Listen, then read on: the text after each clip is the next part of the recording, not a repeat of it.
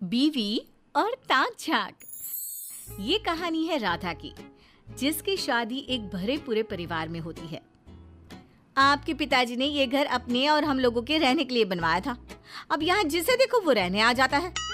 अरे तो क्या हो गया, सबका अपना पोषण है। अब गांव में तो पता है कोई भविष्य है नहीं।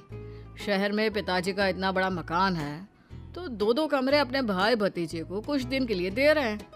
अरे जैसे जैसे सेटल होते जाएंगे चले जाएंगे।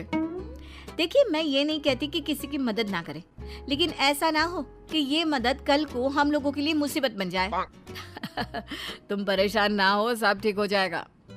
कुछ समय निकलता है कि एक रोज अचानक राधा के बाल गिरने शुरू हो जाते हैं। चाची, पता नहीं क्यों मेरे बाल झड़े जा रहे हैं। मैंने डॉक्टर को भी दिखा दिया, लेकिन वो भी कुछ बता नहीं पा रहे। बुरा न मानना राधा, घर इतने लोगों से भरा हुआ है। अरे किसी ने कुछ कर दिया हो तो क्या पता। सब तो यही चाहेंगे ना कि ये मकान उनका हो जाए, फिर चाहे तुम लोग गर्त में चले जाओ। हाँ, ये बात तो है। मैं ना चाची किसी बाबा को बुला कर लाती हूँ। पति के जाने के बाद राधा एक बाबा को घर लेकर आती है। अरे ये घर, इस घर में कोई कैसे रह सकता है? क्यों बाबा, क्या हो गया? इस घर में बुरी आत्मा का साया है। यहाँ कोई शुभ कार्य कभी नहीं हो सकता है। राधा परेशान हो जाती है और शाम को पति को सारी बात बताती है। तुम बाबा को लेकर आई थी? अरे राधा, क्या हो गया है? तुम तो पढ़ी लिखी हो। मेरे बाल लगातार झड़ रहे हैं, डॉक्टर भी नहीं समझ पा रहे कि क्या हुआ है। तो और क्या करती मैं? तुम इन लोगों को बोलो कि मेरा घर छोड़ के चले जाए। तभी वहाँ राजेश की चाची आती है। ये लो राधा, राजेश, मैंने इडली बनाई है, खा लो। वैसे तुम लोग अगर सहारा ना देते तो हमारा पप्पू कैसे पढ़ाई शहर में पूरी करता। हम लोगों के लिए तो तुम लोग ईश्वर की तरह हो। राधा तुरंत उन्हें झड़क देती है। ईश्वर होते तो यूं जादू टोना ना हो रहा होता इस घर में। मेरे बाल झड़े जा रहे, न जाने किसने क्या कर दिया है। अरे बेटा, वो तो मौसम बदल रहा है। बदलते मौसम में तो सबके बाल झड़ते ही हैं। अच्छा, चलती हूँ मैं। चाची सही तो बोल रही थी राधा, बदलते मौसम में सबके बाल झड़ते हैं। और देखा चाची कितनी दुआ दे कर गई, ये तुम्हारे बच्चों के काम आएगी। राधा को न जाने क्यों पति की बात समझ में नहीं आती। फिर एक रोज, माँ देखो ना, मेरे ससुर ने शहर में बड़ा मकान क्या बनाया। उनके सारे रिश्तेदार हमारे घर में एक एक करके रहने आ रहे हैं। पूरा घर एक छोटा सा मोहल्ला लगता है।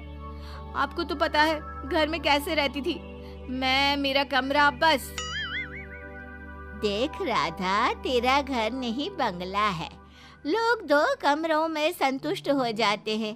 तेरे ससुर ने तो 40 कमरों का मकान बनाया है। बेटा, परिवार में कोई एक भी तरक्की कर लेना तो पूरे परिवार को सेटल कर देता है। तेरे ससुर ने वही किया। तू खुद को भाग्यवान समझ कि तुझे लोगों की मदद करने लायक ऊपर वाले ने बनाया है। फिर सबका अपना अपना किचन है ना, कौन तेरे साथ खा रहा है? तुझसे तो माँ बात करना ही बेकार है। क्या बोलूं मैं, घर को धर्मशाला बनाकर रखा है रिश्तेदारों ने।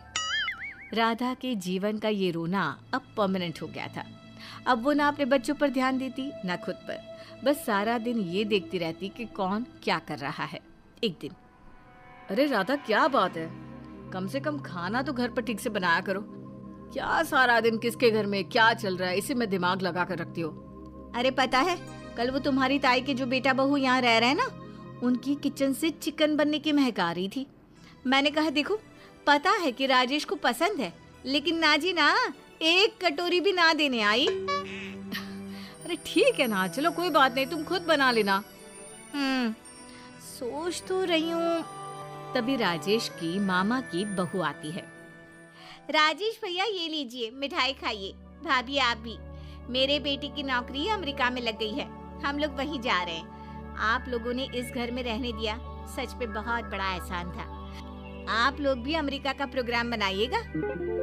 राधा तो मानो इस खबर को सुनकर परेशान सी हो जाती है। अरे क्या हो गया राधा, तुम्हें खुशी नहीं हुई क्या? खुशी? मुझे अमेरिका बुला रही हैं।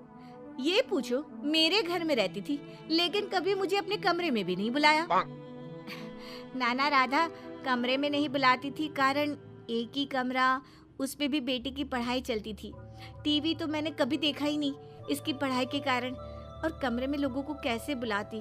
लेकिन सच कहूँ आज लगता है मेरी तपस्या सफल रही। अच्छा मैं चलती हूँ।